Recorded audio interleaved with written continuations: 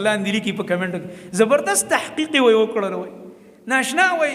ناشنا خبرې وي وکړلې کمالي خبرې داسې نه وي چې ګمراه دی د ځان نه لګې دی په خپله رایې باندې قرآن چلی د نبي صلی الله علیه وسلم چې کومه شرح وه دې ظالم هغې له لته ورکړله هغې ته سپک وکتل او خپله خوښه په خلکو مسلط کوي لګیا دی چې کوم انسان د نبي صلی الله علیه وسلم سنتو ته سپک وګوري او ښه ورته پته ولګي چې دا زما د نبي طریقه ده او حدیث دی او صحیح سند سره را رسېدلی دی الله رب العالمین د دین نه واړی الله چاته محتاج نه دی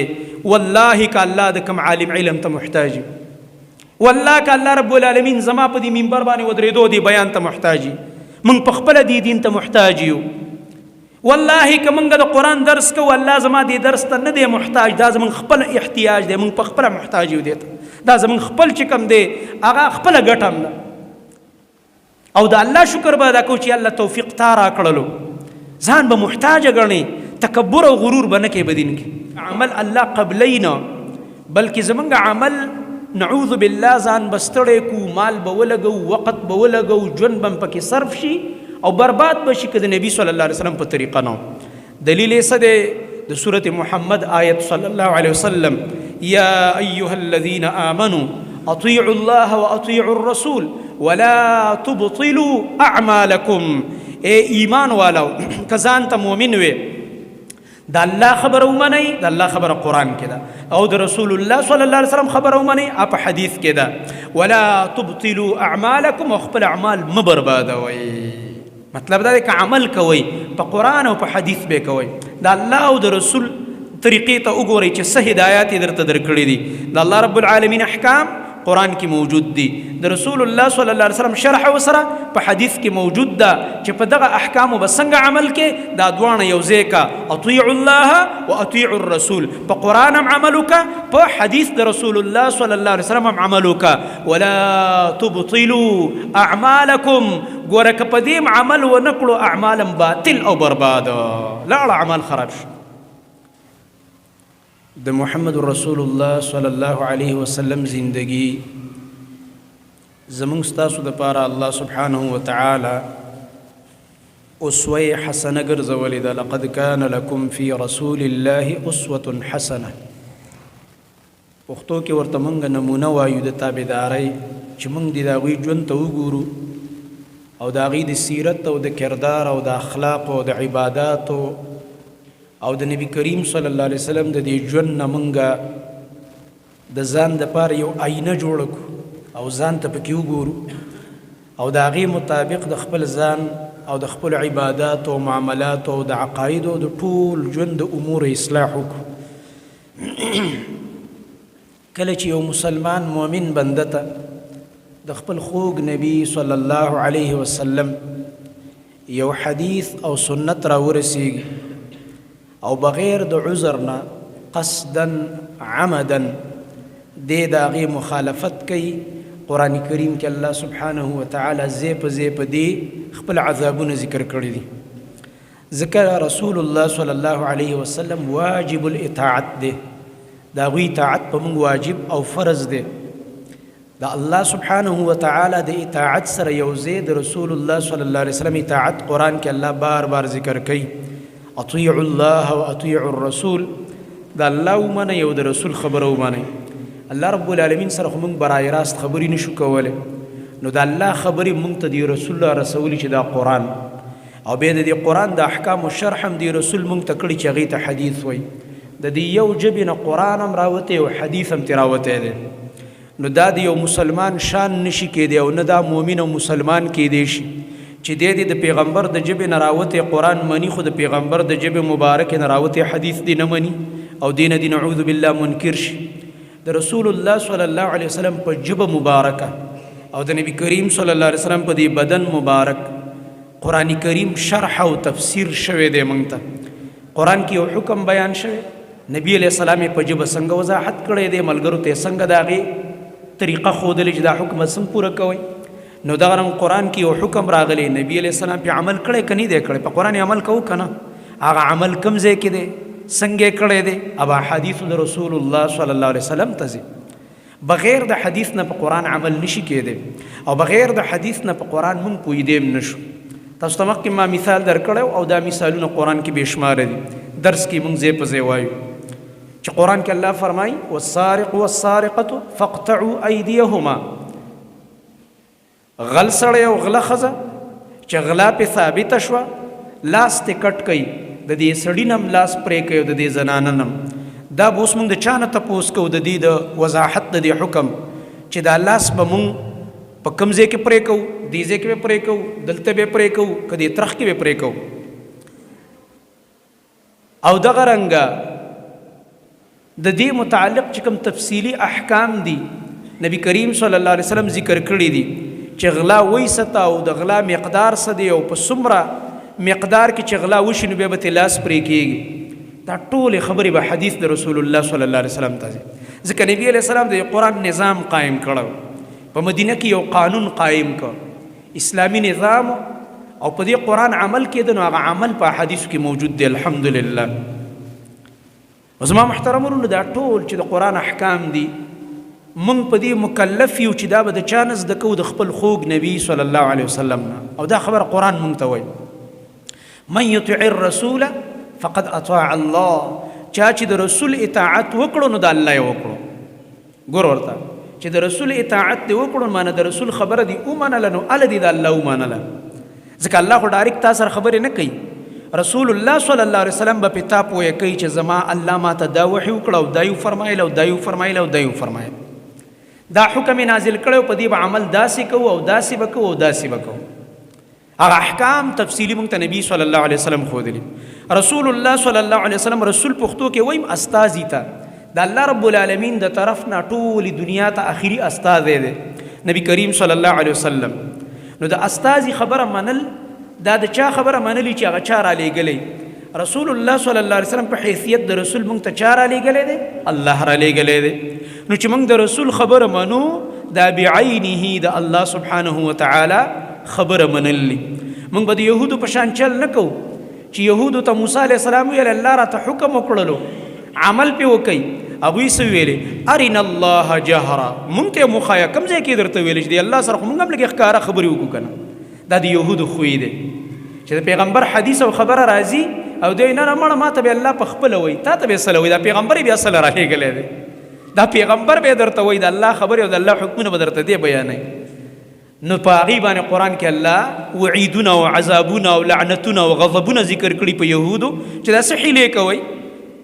چې تاسو ته موسی علیه السلام خبره وکړه خو دا د الله خبره ده که نه، ته اوس دا مطالبه سله کوې چې مونږ ته یې په خپله ښکاره وښایه هله به یې مونږ منو.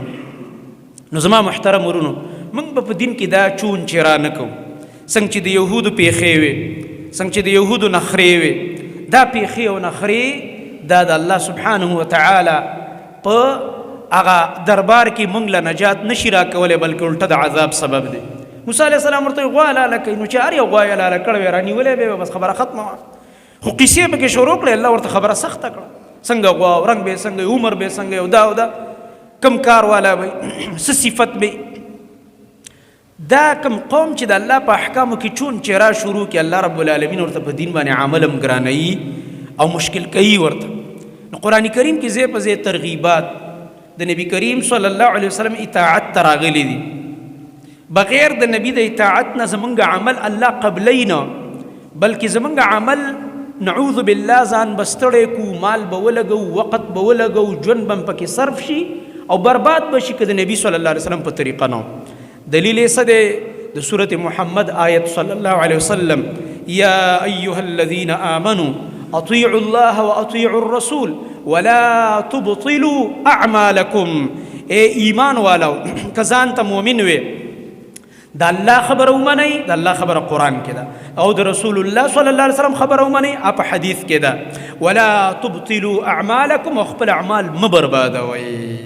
مطلب دا دی که عمل کوئ په قرآن او په حدیث به کوئ، د الله او د رسول طریقې ته وګورئ چې څه هدایات یې درته درکړي دي. د الله رب العالمین احکام قرآن کې موجود دي، د رسول الله صلی الله علیه وسلم شرح وسره په حدیث کې موجود ده چې په دغه احکامو به څنګه عمل کې. دا دواړه یو ځای کا، اطیعوا الله و اطیعوا الرسول. په قرآن هم عمل وکړه، په حدیث د رسول الله صلی الله علیه وسلم هم عمل وکړه. ولا تبطلوا اعمالکم، ګوره که په دې عمل ونه کړو اعمال باطل او برباد، لاړه اعمال خراب شو. دی وجنا نبی کریم صلی الله علیه وسلم یو صحابي ته د شپې د خوب د وده کېدو دعا ښیي. د وده کېدو په وخت کې ډېرې دعاګانې راغلي زما محترم ورونو. آیت الکرسي ویل دي، او په ښي اړخ څملاستل دي، او دغه رنګه 33 ځل سبحان الله، 33 ځل الحمدلله، 34 ځل الله اکبر، او دغه رنګه بعضې نورې دعاګانې بسمک اللهم اموت و احیا، او یا په نور الفاظ هم دا دعا راغلې ده. دا دعاګانې په دې کې یو دعا چې نبی صلی الله علیه وسلم فرمایي دا به آخره کې وي. سورة ملک ویلی تبارک الذی، الله رب العالمین چاته توفیق ورکړي. دغه رنګ نبی صلی الله علیه وسلم فرمایي په اودس کې ودشه، اگر چې څنګه د سترګې پټې شوې بیرته به اودس مات چیسته، ځکه خوب سره اودس ماتیږي. خو دومره ده چې ته به په حالت د پاکوالي کې بسترې ته راغلی، دې کې یو برکت دی چې په حالت د اودس کې پرېوځې په بستره باندې. دې صحابي ته نبی کریم صلی الله علیه وسلم فرمایي ته چې کله په بستره باندې پرېوځې دا دعا وایه: اللهم انی اسلمت نفسی الیک ووجهت وجهی الیک وفوضت امری الیک والجأت ظهری الیک رغبة ورهبة الیک لا ملجأ ولا منجا منك الا الیک آمنت بکتابک الذی انزلت وبنبیک الذی ارسلت. او ورته وفرمایل دا کلمات ټولو نه اخره کې وایه چې کله وده کېږي. او دا تاسو په دې تجربه مو کې د نبی علیه السلام په دې طریقو کې ډېر برکت دي. بعضې ملګري موږ له خوب نه راځي، ته اذکار شروع کړه، شیطان دې په خپله وده کوي. شیطان وایي دنه اوس خلاص شو، ذکر یې شروع کړه، اوس ته ودې که سړی دا خو همداسې ذکر کوي لګیا دی چې اذکار دې کول ښه ښایسته خوب به کوې مزېدار. نو دې ځای ته کله کله سړی راهم نه رسېږي، یا به د خوله کې دا ذکر وده شوی به. نبی کریم صلی الله علیه وسلم د صحابي نه سبا له امتحان اخلي، مدرسو استادان امتحان اخلي که نه، بعضې جذباتیان طلبه وي دا کوم ځای کې راغلي، موږ دا حدیث کې راغلي دي. نبی صلی الله علیه وسلم په ملګرو نه امتحان اخسته، شاګرد به امتحان اخلي، پته ولګي چې د سبق یادوي که نه یادوي. سبا ورته نبی کریم صلی الله علیه وسلم فرمایي وایه هغه پرونی دعا چې مې درته ښودلې وه، شابه هغه خوب د وده کېدو په وخت کې نبی کریم صلی الله علیه وسلم ته دا صحابي هغه دعا تکراروي. نو هغه آخري الفاظ چې ورته نبی علیه السلام ښودلي وبنبیک الذي ارسلت، نو دې د وبنبیک په ځای باندې څه وایي دا صحابي؟ وبرسولک الذي ارسلت، سره د دې چې زموږ خوږ نبی صلی الله علیه وسلم نبی هم دی، رسول هم دی، او د رسول صفت یې اوچت دی، د اوچت صفت دې صحابي ذکر کړو. خو نبی کریم صلی الله علیه وسلم فورا رد پې وکړو، نه زما کلمات به نه بدلوي، ما درته وبنبیک ویلې، تعالی دا اجازت چا درکړی چې ته وبرسولک ویې. ګوره ورته د نبی صلی الله علیه وسلم اتباع دې کې دومره احتیاط موږ له پکار دی. دې کې به د ځان نه د نبی په ځای رسول ټکی هم نشي داخلولی، د ځان نه د رسول په ځای نبی، د نبی په ځای رسول، دا ما او تا نشو داخلولی. دین کمپلیټ دی، مکمل دی، پوره دی په هر لحاظ سره. دا چې څنګه مونږ ته را نقل شوی دی په هغه طریقه به پې عمل کوو، هله به الله سبحانه وتعالی مونږ له اجر راکوي. که مونږ د هغې نه خلاف خپله خوښه خپل خواهش پکې استعمال کو، نو زمونږ خواهش الله نه قبلوي. د نبی کریم صلی الله علیه وسلم عمل دا به اسانه وي، او یو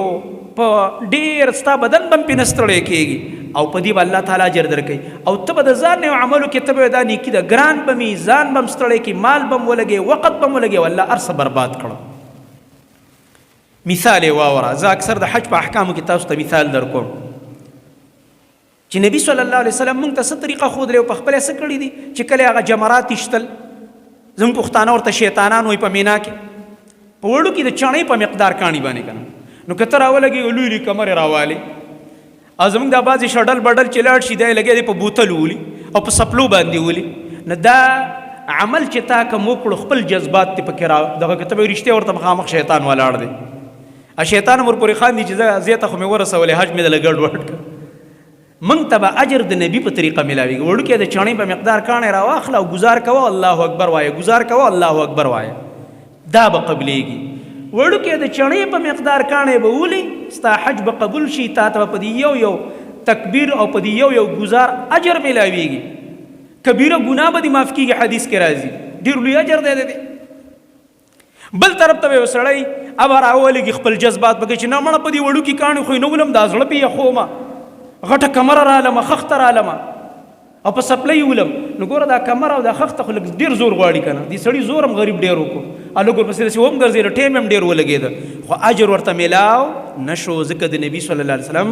د طریقې خلاف یې وکړلو ځان یې هسې ستړی کړو هسې ځان ستړی. بل مثال واوره دې دپاره چې پوه شي الله دې موږ په دین صحیح پوه کړي. عیدګاه کې د اختر ورځ ده. علي رضی الله تعالی عنه امیر المؤمنین دی. یو سړی ولید په عیدګاه کې ولاړ دی د اختر د مونځ نه مخکې نفل کوي او رسول الله صلی الله علیه وسلم چې عیدګاه ته راغلی دی نو نفلونه نه دي کړي.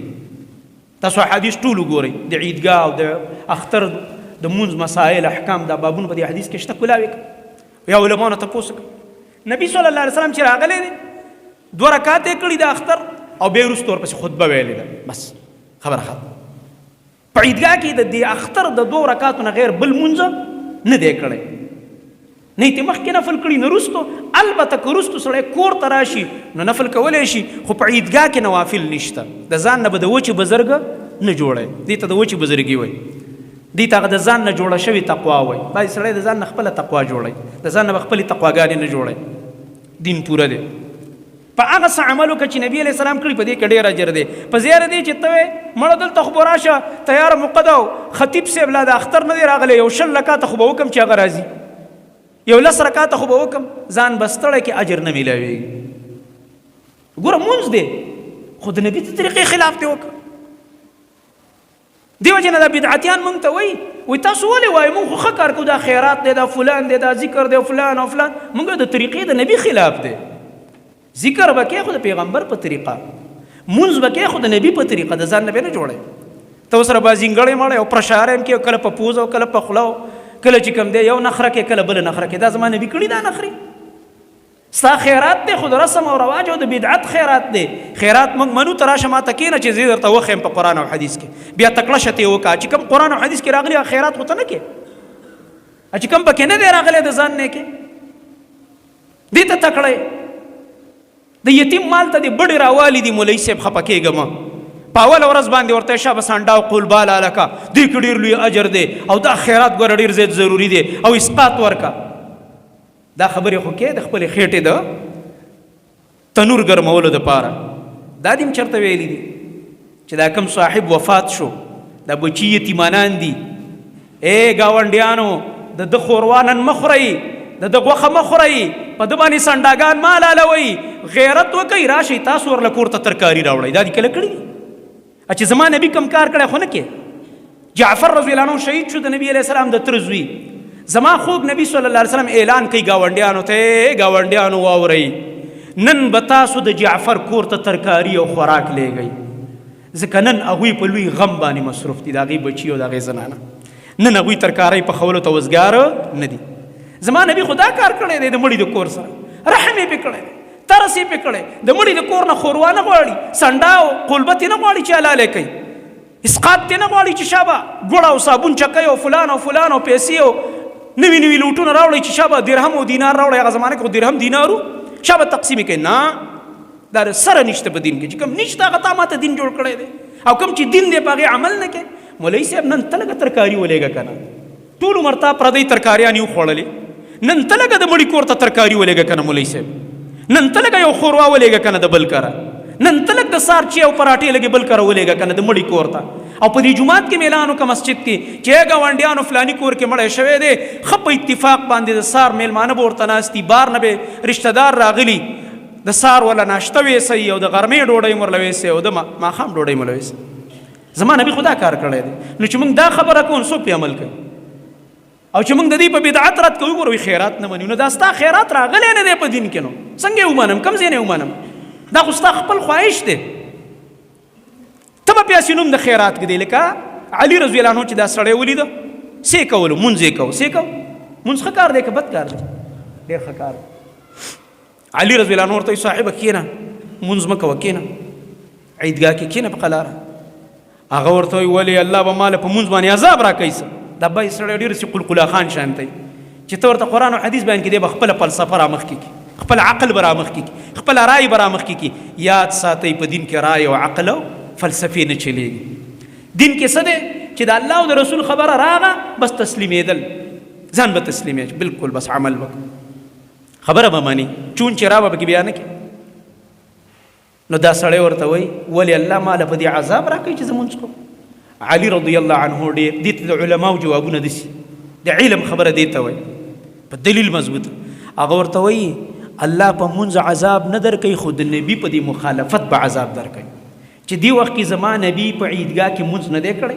مونږ ته نه دی ویلي چې نفل وکړي، او تی کې د ځان نه په دین کې یو اضافه او زیادت راولې، طالب الله په دې عذاب درکوي. په خبرو اوس پوه شوئ؟ نو لہذا دین کې زما محترم ورونو زمونږ رای، زمونږ خواهش، زمونږ خوښه دا نه چلیږي. مؤمن نارینه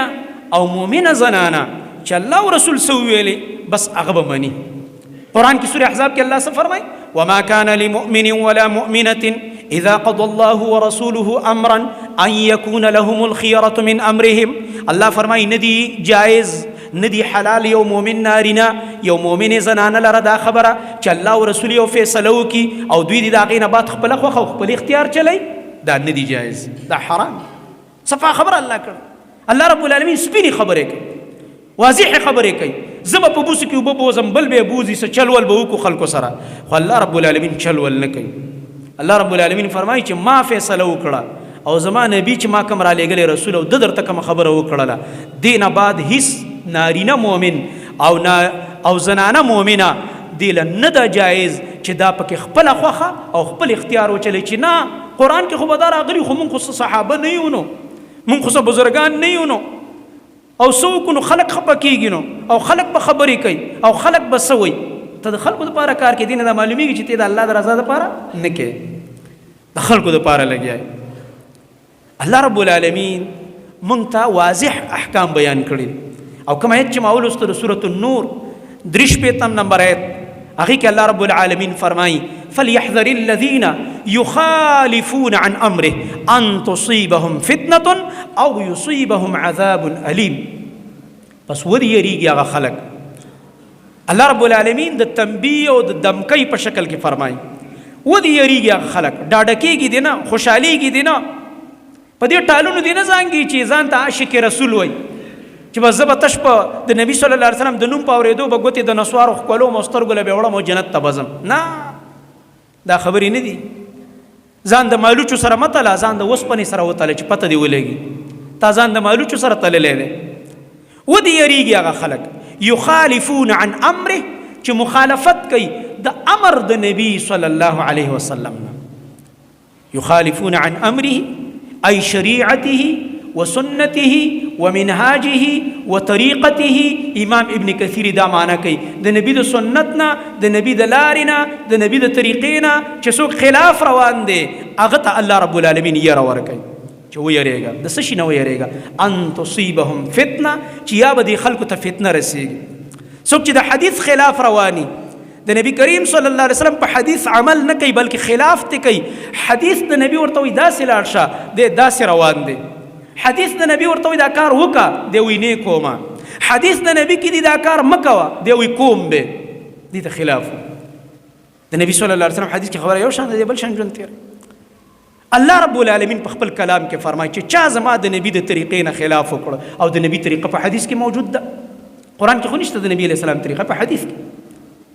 نو دوی د دې نه ویریږي ان تصیبهم فتنه، چې دوی ته به فتنه رسیږي په دنیا کې. الله رب العالمین به په فتنه کې مبتلا کوي. راشئ نن وګورئ هغه خلک چې څوک د نبی صلی الله علیه وسلم په احادیثو عمل نه کوي، یا د دوی سره د دې احادیثو سره ضد او عناد کوي، الله په ناشنا ناشنا فتنو کې مبتلا کړه. الله رب العالمین د خپل دین د لارې نه ودنګول،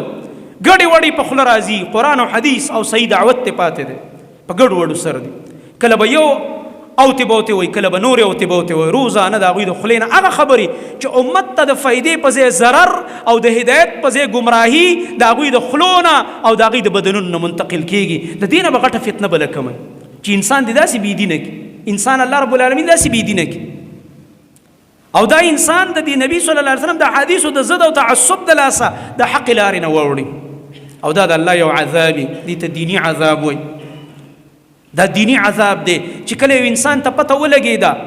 چې زما د نبی دا طریقه ده او بیا هم پې دې عمل نه کوي بلکې سپک ورته ګوري بلکې ډېر کرته نعوذ بالله خندا ورپسې کوي. او دا اتفاق د ټول امت د علماو دی چې چا د نبی صلی الله علیه وسلم په یو سنتو پورې او په دین پورې استهزاء او خندا وکړه دا انسان د دین نه ووتل د ایمان نه پاتې کېږي. والعیاذ بالله لاړلی د ایمان نه لاس وینځل. الله فرمایي دوی ته به ګوره فتنه ورسېږي او یصیبهم عذاب علیم یا به ورسېږي دوی ته عذاب دردناک د الله د عذاب سره به مخامخ کېږي. الله رب العالمین به دوی له عذاب ورکوي. په آخرت کې د دوی دپاره سخت عذاب دی چې د الله مخې ته ورځي الله رب العالمین ته تپوس کوي په کومه طریقه دې عمل کړی د چا په طریقه ما چې کوم رسول الله لېږلی و د هغه که نه خپله خوښه. نو چې یو سړی را لګېږي په قرآن کې خپله رایې چلی دا آیت دی خو زه به یې تشریح کوم زه به یې تشریح کوم دا زه چې تشریح کوم دا به منئ. ګوره هغه نبي چې په حدیث کې کړی ګوره هغه به نه منئ. واه واه خلک ورته لاندې لیکي په کمنټو کې زبردست تحقیق یې وایي وکړل وایي ناشنا وایي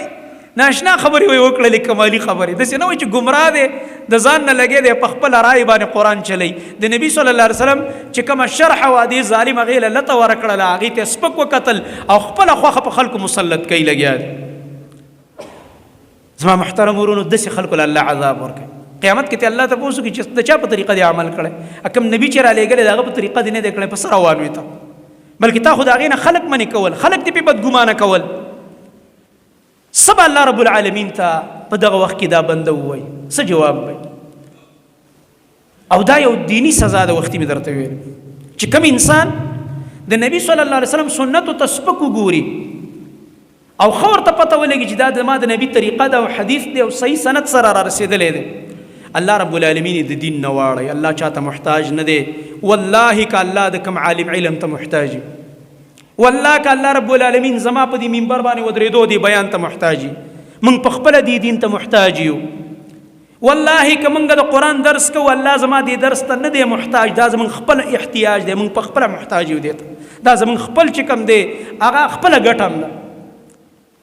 او د الله شکر به ادا کوو چې الله توفیق تا را کړلو ځان به محتاجه ګڼې تکبر او غرور به نه کوې په دین کې. که د نبي صلی الله علیه وسلم سنتو ته دې سپک وکتل نعوذ بالله حدیث ته دې سپک وکتل الله رب العالمین دا لاره سیده جهنم ته رسولې ده. دا ونه وایې چې خپل جذبات دې استعمال کړه. آیت واوره خبرې درته ټول د قرآن په رڼا کې کوم الحمدلله. ومن یشاقق الرسول من بعد ما تبين له الهدى ويتبع غير سبيل المؤمنين نوله ما تولى ونصله جهنم وساءت مصيرا. دلته الله سوي ومن يشاقق الرسول داسې نه وایي چې ومن يشاقق القرآن بعضې خلک نه نجي مونږ ته یو کتاب صرف را لېږلی قرآن نو دا قرآن یې را لېږلی اسمان نه دې سره څوک پوهېونکی نه و را لېږلی چې مونږ ته یې دې شرحه کړی دی په چا را لېږلی دی چې چا باندې را لېږلی هغه لکه تا ته نعوذ بالله اسم نه ښکاري یا نعوذ بالله د هغه خوله بنده وه یا نعوذ بالله هغه چاړه او خبرې نه شوې کولی هغه د دې قرآن احکام بیانولی نه شو چې بیان کړي کوم ځای کې دي ظالمه ووایه که نه چا حدیث کې دي که نه دا صحیح بخاري صحیح مسلم دا سنن دا حدیثو کتابونه ولې ګونګی کېږي ګونګی شیطان مه جوړېږه که نه دا قرآن یې په یو چا را لېږلی و او چې هغه په چا را لېږلی هغه ته محمد رسول الله وایي صلی الله علیه وسلم او هغه په دې قرآن عمل کړی دی او ملګرو ته یې دا زده کړی دی یو معاشره قایمه کړې دی قرآن باندې د عمل دپاره چې د صحابو معاشره ده او په دې آیت کې دقه صحابو ته مؤمنان وایي. نو دلته الله دا نه وایي چې ومن یشاقق القرآن چې څوک د قرآن خلاف راو نه ومن یشاقق الرسول یعنې د حدیث خلاف چې دی وکړو چا چې مخالفت وکړو د محمد رسول الله صلی الله علیه وسلم ومن یشاقق الرسول من بعد ما تبین له الهدى پس د دې نه چې د انسان ته هدایت او دلیل ښه ښکاره شو ښه ورته پته ولګېده چې زما نبي دا کار کړی په دې طریقه یې مونځ کړی دا طریقه د زکات باره کې مونږ ته دا ویلي حج یې په دې طریقه کړی دی او دغه رنګه د رمضان د رجوع باره کې مونږ ته دا احکام د نفلي رجوع باره کې دا احکام او دغه رنګه د زکات نصاب دا مقرر دی قرآن کې نشته قرآن کې دا شته دی چې یاره سونه دومره شي نو بیا به زکات ورکړي چاندي چې دومره ته ورسېږي زکات به ورکړي او چې کال پې تېر شي زکات به ورکړي دا قرآن کې شته دا خو ته ماله د سر نه اخره پورې نشي پیدا کولی په دې زکات به څنګه عمل کوي دا به محمد رسول الله صلی الله علیه وسلم ته ورځي دا د جمعې مونځ 2 رکعته قرآن کې راغلي دا خو نه دي راغلي دا به چېرته ځي؟ دا به سورة الجمعه راغلی قرآن کې، خو د جمعې د مونځ تفصیل نشته. دا به د رسول الله صلی الله علیه وسلم حدیث ته ورځي، هغه پې عمل کړی دی. دغه رنګه دا ټول احکامات د دین د دې تفصیلات په احادیثو کې موجود دي. نو الله رب العالمین موږ ته دمکی راکوي په دې آیت کې چې ومن یشاقق الرسول، چا چې ګوره د رسول الله صلی الله علیه وسلم خلاف وکړو، د هغه د حدیث او د سنتو خلاف یې وکړو، من بعد ما تبین له الهدى، پس د دې نه چې دته هدایت ښکاره شوې، ښه په دلیل باندې خبره وپېژندله چې بالکل په صحیح سند خبره را رسېدلې ده، ویتبع غیر سبیل المؤمنین، او بیا هم دې روان شي غیر سبیل المؤمنین، د مؤمنانو د صحابو د منهج نه غیر په بل منهج او په بله لاره باندې. دې وخت کې هدایت نازلې ده، مؤمنان څوک؟ المؤمنین څوک دي؟ دې کې صحابه کرام رضی الله عنهم. د صحابه کرام رضی الله عنهم چې دا کومه معاشره ده او دوی څنګه په دې دین عمل کوي، قرآن او حدیث باندې د الله کتاب نازل شي، نبی صلی الله علیه وسلم ورته په هغې باندې د عمل طریقه وښي، دا صحابه پې عمل کوي. دا د صحابو طریقه چې د دې نبی نه زده کړې او په احادیثو کې موجود ده. څوک چې د دې خلاف روان شو، الله فرمایي نولهی ما تولی، موږ به د دې دین نه واړو چې کوم طرف ته دی اوړي، ما ته په څه پروا ما ته نشته. الله خو صمد ذات دی، غني ذات دی، خو ما ته محتاج نه دی. چې ورېږه دا ډېر علامه صاحب دی، خیر دی دا د دین نه نه اړم. علامه به یو ګمراه وي، ملا به یو ګمراه وي، مفتی به یو سوچه ګمراه وي، ځکه چې د دې رسول الله صلی الله علیه وسلم مخالفت کوي، لګی دی خلکو ته دې دعوت ورکوي چې په حدیث څه کوئ، نعوذ بالله. او کله کله حدیث او قرآن ټکراوي، یو بل سره جنګوي، پوهېږي پې نه. غریب خپل منځ کې د مزغو کې جنګ روان دی،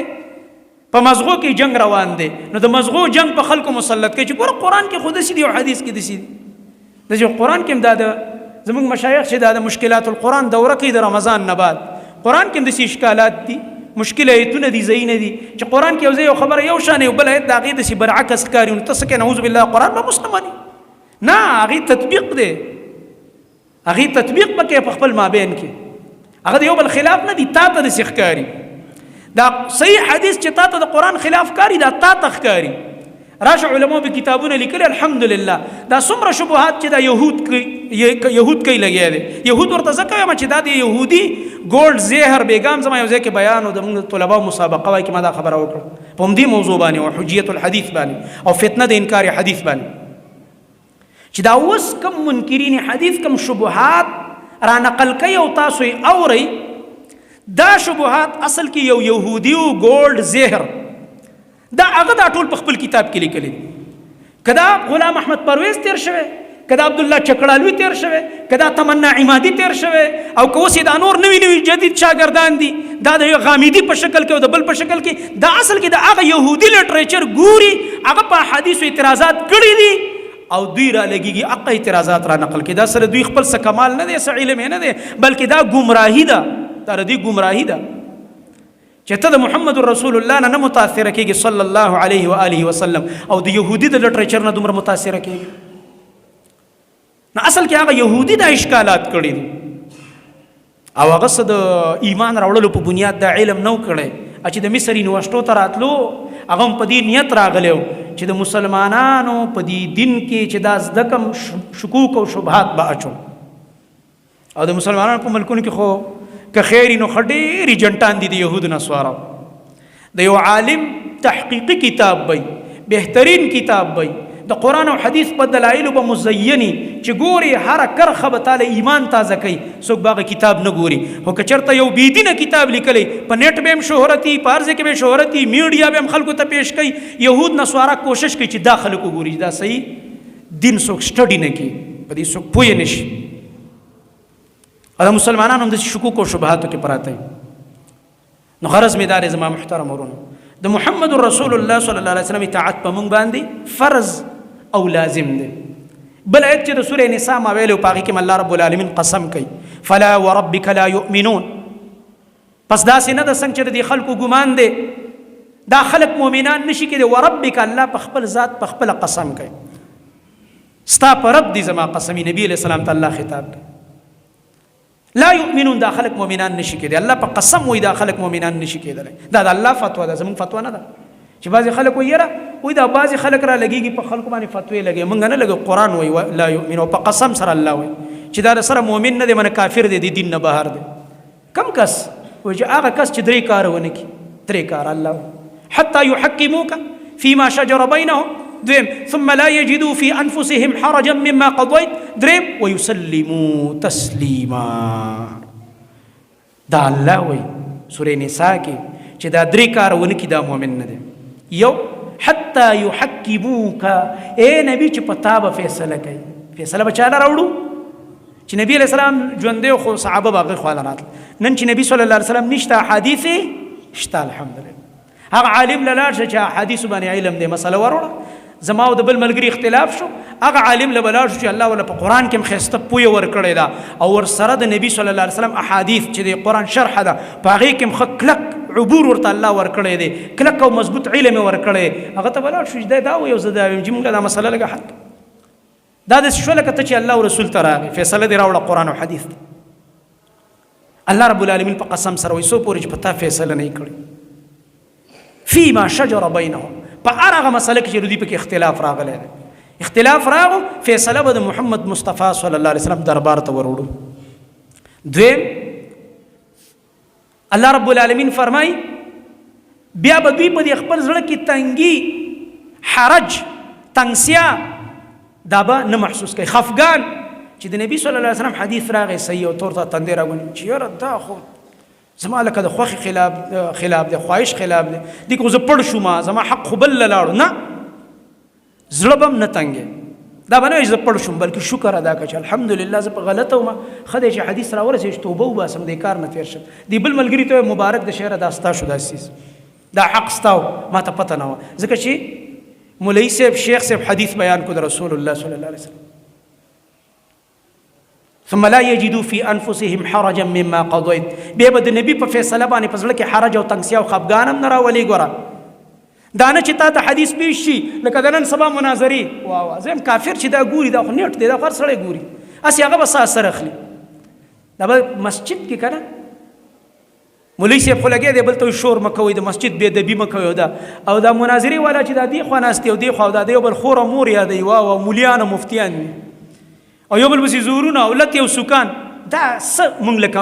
بار معاشرې ته موږ څه تاثر ورکوو د اسلام باره کې دا موږ د دین خدمت کوو او تا ته حدیث بیان شو تا ته پړسېږي او شور کې لګي او کنځلې کې او بدې ردې بیا هم ته د نبي صلی الله علیه وسلم حدیث ته نه تسلیمېږي زړه دې ورته راتنګ کو الله خو چې کوم مؤمن یې زړه به نه تنګې بس دی بل مولوي صاحب ته وایي الله دې اجر درکړي یاره تا خو ماته حدیث بیان کړه دا خو ډېره خوشحالۍ خبره ده زه په خطا وم په دې کې د سلفو مناظره به داسې وه 3 ورځې به هم وه هفته به هم وه بعضې مناظرې د میاشتو هم نقل دي د دې سلف صالحینو په تاریخ کې چې وګورئ خپلو شاګردانو سره یې کړي شاګرد امام ابو حنیفه رحمت الله علیه په شان انسان هغه د خپل شاګرد سره بحث کوي او اخره کې خپل شاګرد ته تسلیمېږي دې ته حق پرستی وایي دا څومره چې سلف او ائمه تېر شوي دا حق پرسته و دا عزت خو په من کې دی نن د هغې په نومونو موږ جنګېږو د هغې په نومونو نه فرقې او ډلې جوړې کړي دي یو امام چاته دا نه دي ویلي چې زما په نوم تعصب وکړه زما په نوم پارټي جوړه کړه زما په نوم مسلک او مذهب جوړ کړه زما په نوم فرقه جوړه کړه یو امام دا نه دي ویلي دا زموږ خپل لیونتوب دی دا زموږ خپل جهالت دی دا زموږ خپل پاگلپن دی دا زموږ خپل چې کوم دی هغه ضد او عناد دی چې د دې د لاسه موږ دا ټول ماحول هغه خراب کړی دی او خلک د اسلام نه متنفره کېږي لګیا دي دا شی مه کوئ د دې نه ځان ساتل پکار نو دویم شرط الله څه لګوي چې د نبي فیصله راغه من حدیث کې چې نبی علیه السلام څه فرمایلي په دې به زړه نه تنګي او دریم ویسلموا تسلیما دا مؤمنان به دې خبرې ته پوره ځان تسلیم کړي چې بالکل جی موږ دا منو موږ به اوس په دې عمل کوو دې ته به موږ عملي شکل اغوندو دې خبرې ته دا د رسول الله صلی الله علیه وسلم طریقه وه او د صحابه کرام رضی الله عنهم تعاملو فیصله به چې صادره شوه صحابه کرام رضی الله عنهم به پکې چون چرانه کوله د صحابو تابعدارۍ ته وګورئ یو نمونه درکړم نبی کریم صلی الله علیه وسلم یو صحابي ولیده ګوتمه یې اچولې د سرو زرو استعمال د سړو دپاره حرام دی که هار چې هار خو که د سپینو زرو می دا خو سړو له بالکل حرام دی ځکه د ښځو مشابهت دی نبی صلی الله علیه وسلم په هغه زنانو لعنت کړی چې د سړو سره ځان مشابه کوي سټایل جامې او پوزیشن یې د سړو په شان جوړ کړی او هغه سړو باندې لعنت کړی دی چې دې سړی خو خپل شکل او هیئت او دغه رنګه ټول طریقې هغې د ښځو اختیاري کړي دي د زنانو لباس اچوي او د زنانو په شان ته چې کوم دی سټایلونه کوي نبی کریم صلی الله علیه وسلم په دې لعنت کړی لعن الله المتشبهین من الرجال بالنساء ولعن الله المتشبهات من النساء بالرجال. د الله نبی فرمایي د الله لعنت دی په هغه سړو چې ځان د ښځو سره مشابه کوي، او د الله لعنت دی په هغه ښځو چې ځان د سړو سره مشابه کوي. نبی صلی الله علیه وسلم دا صفا فرمایلی. د صحابي ته نبی علیہ السلام فرمایل دا سره زر چې تا چولی دا د جهنم سکروټه ده، جهنم سکروټه دی خوخه ده، او بیا ورته لاس ور واچو. نبی علیہ السلام خو نظام قائم کړو کنه، او د صحابو تابعداري ته وګوره. نبی علیہ السلام نهي عن منکر په لاس کې کوم ځای کې چې لاس طاقت رسیدل ته لاس استعماله، چې لاس ته استعمال نه کنو ګوره خرابېږي، بیا نظام کمزوري کېږي. پلارم د کور مشرک نه او د لاس طاقت رسیږي او لاس استعمال نه کی، بیا ورسته افسوس کوي چې هغه ور روز باندې ما په لاس دا کار منې کړو، نن به ګوره دا کار نه کېدل، نقصان جوړ شي. چې الله طاقت یو ځای کې درکړه استعمال کړه د ښه کار دپاره او د ګناه د منې کولو دپاره. نبی علیہ السلام ول لاس نه راویستله او ویې غورځوله، فطرحها رسول الله صلی الله علیه وسلم. نبی علیہ السلام وغورځوله چې دا خو د اور سکروټه دی اچولې. نو نبی صلی الله علیه وسلم چې روان شو، صحابه راغله ملګري نور، دې صحابي ته وایي دا ګوتمه راواخله. نبی کریم صلی الله علیه وسلم دې دپاره وغورځوله چې ته مه استعمالوه، مانه ګوته کې ما چوه، باقي په جب کې ښودل، بازار ته وړل، د دې خرڅول، کور کې کور والا له ورکه، لور له دې ورکه، دا خو جایز ده که نه؟ په خپل استعمال کې راوله، هغه حلاله ده. د نبی کریم صلی الله علیه وسلم مقصد دا نه و چې همدلته دې پرته یو تا نه وغورځوله، راویخله انتفع بها، دې نه فایده واخله. هغه څه وایي دا د صحابو ایمان دی، دې ته تسلیمېدل وایي، په دې عمل دې ته وایي. والله په الله مې دې قسمې که زه دا راواخلم، او حال دا دی چې دا رسول الله صلی الله علیه وسلم وغورځوله، وایي د الله نبي به یې غورځوي او زه به یې راخلم مړ. سره زر یې پرېښوده، سرو زرو ته قسم وکړو چې په الله مې دې قسمې کې راواخلم. دې ته د نبی کریم صلی الله علیه وسلم تابعداري وه چې ته د سرو زرو نه هم تېر شي، د هر څه نه تېر شي، کتاب ته پکې ظاهري تاوان وي. دا د نبی کریم صلی الله علیه وسلم تابعداري ده. دغه رنګه بله نمونه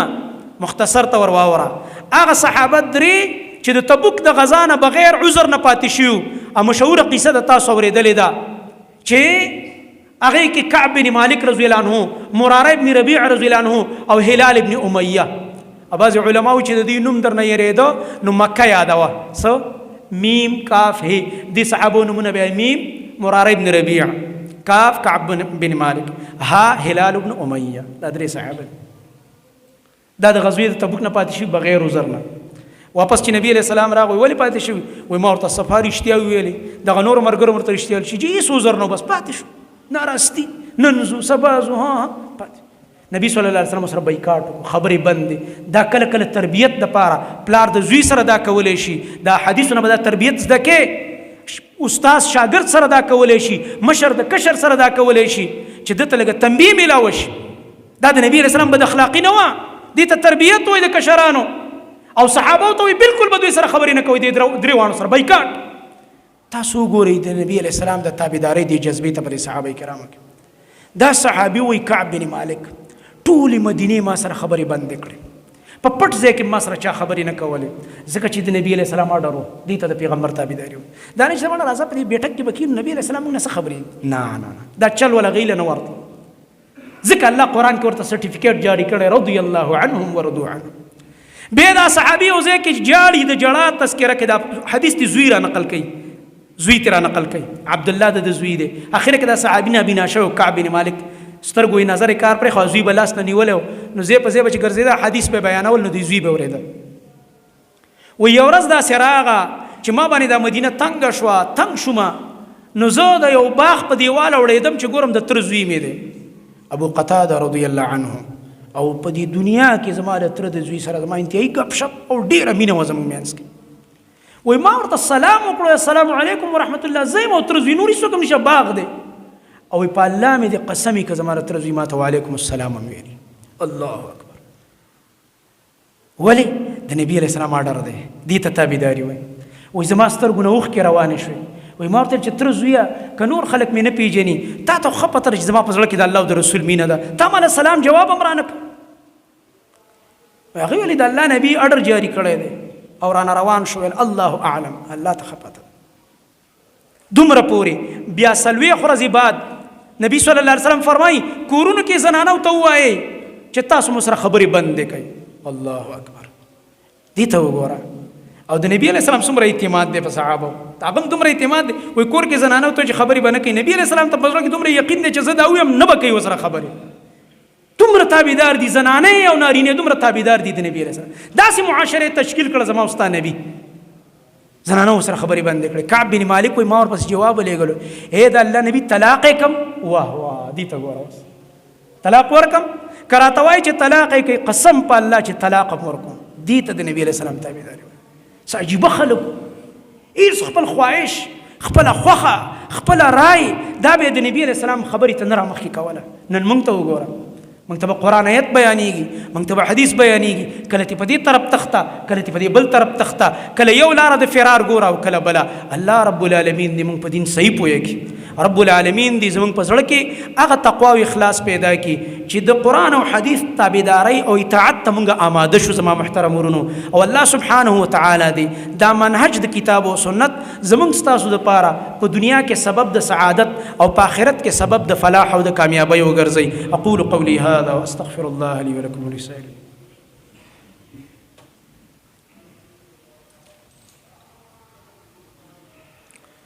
إن الحمد لله نحمده ونستعينه ونستغفره ونعوذ بالله من شرور أنفسنا ومن سيئات أعمالنا. من يهده الله فلا مضل له ومن يضلل فلا هادي له، وأشهد أن لا إله إلا الله وحده لا شريك له، وأشهد أن محمدًا عبده ورسوله صلى الله تعالى عليه وعلى آله وصحبه أجمعين. أما بعد، فأعوذ بالله السميع العليم من الشيطان الرجيم من همزه ونفخه ونفثه. بسم الله الرحمن الرحيم. والعصر إن الإنسان لفي خسر إلا الذين آمنوا وعملوا الصالحات وتواصوا بالحق وتواصوا بالصبر.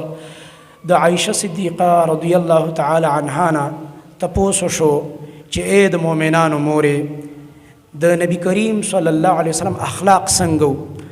ام المؤمنین عائشة صدیقه رضی الله تعالی عنها ورته په جواب کې فرمایي کان خلقه القرآن. د نبی کریم صلی الله علیه وسلم اخلاق کردار هغه قرآنو. یعنی د دې نه دا معلومه شوه چې نبی کریم صلی الله علیه وسلم خپل هغه ظاهري بدن، اخلاق او ټول کردار د قرآن مطابق جوړ کړی و. یعنی د نبی صلی الله علیه وسلم قول او فعل دا بعینه د قرآن کریم تشریح ده او د قرآن کریم تفسیر دی او د قرآن کریم وضاحت دی. نبی کریم صلی الله علیه وسلم قرآن کې چې کم ښایسته اخلاقو ټول د الله په نبی کې موجود او کم ځای کې چې د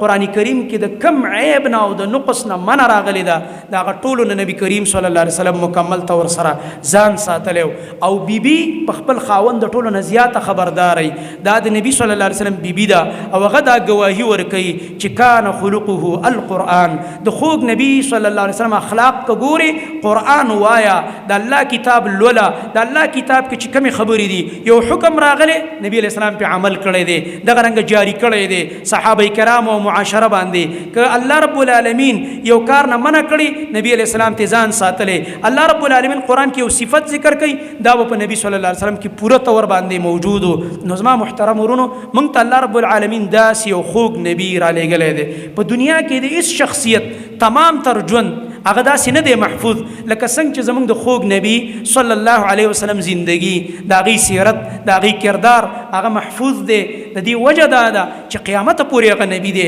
او نور انبیا نبی کریم صلی الله علیه وسلم فرمایي هغه به الله یو قوم او علاقې ته خاص را لېږل او زه الله رب العالمین ټولو خلکو ته عام نبی را لېږلی یم. نو په دې بنا باندې په ځای د دې چې موږ د نورو خلکو نه متاثره شو، خاص کر زموږ دا نوجوانان چې نن په دې نیټ کې لګیا دي، دا نور ګندونه ګوري او فضولیات ګوري او د هغې د لاس اخلاق او کردار یې خرابېږي او په ګناهونو کې مبتلا کېږي. د دې په ځای راولګېږئ. د علماء کرامو زموږ مشایخو د نبی صلی الله علیه وسلم سیرت ویلې، د صحابه کرام رضی الله عنهم سیرت ویلې، د قرآن درسونه شته، د احادیثو درسونه شته او ژوند روان دی. د دې په ځای باندې دا اورئ زما محترم ورونو، په کورونو کې داسې یو ماحول جوړ کړئ چې زموږ په کورونو کې د قرآن او حدیث تذکیری او تعلیمات او تربیت جاری. الله دې موږ له د عمل کولو توفیق راکړي. اقول قولي هذا واستغفر الله لي ولكم ولسائر المؤمنين. صفونه برابر کې مشران نه مخکې صفونو کې ځای ورکړئ.